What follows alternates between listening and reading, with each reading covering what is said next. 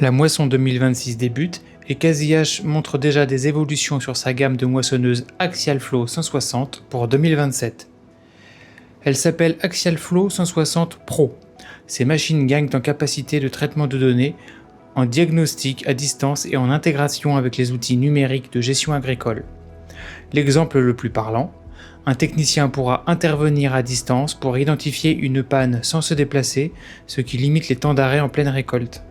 Plus généralement, la série Axial Flow 160 Pro reçoit les fonctionnalités de ses grandes sœurs AF260 et AF9 et 10. De nombreuses concernent la télémétrie. En plus de l'aide à la maintenance, qu'elle soit prédictive ou curative, la connectivité fournit d'autres possibilités aux utilisateurs. Le responsable de la CUMA pourra par exemple regarder les performances de la machine, la localiser et échanger des consignes, des lignes de guidage et des données avec le chauffeur. L'agronomie est une autre application de la télématique. Les cartes de rendement des AF160 s'intégreront dans le portail télématique FieldOps. Ces évolutions sont peu visibles. Les deux écrans de 12 pouces symbolisent la nouvelle électronique des AF160 Pro. De série, l'un permet de piloter et surveiller la batteuse, tandis que l'autre affiche d'autres fonctions, comme le guidage et la cartographie de rendement. Côté conduite, l'option AccuTurn automatise les demi-tours en bout de champ.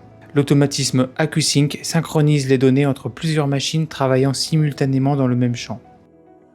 Les AF160 Pro ont toujours le Harvest Command, automatisme qui optimise la moisson selon des critères choisis par le chauffeur. La caméra GrainCam prend une image toutes les 12 secondes. Une analyse des images propose des ajustements pour réduire la part des grains cassés.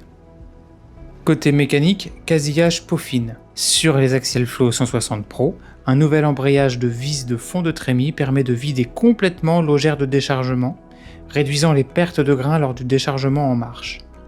De plus, cela permet de redémarrer la vis de vidange à vide et non avec un poids significatif de grains en son point bas.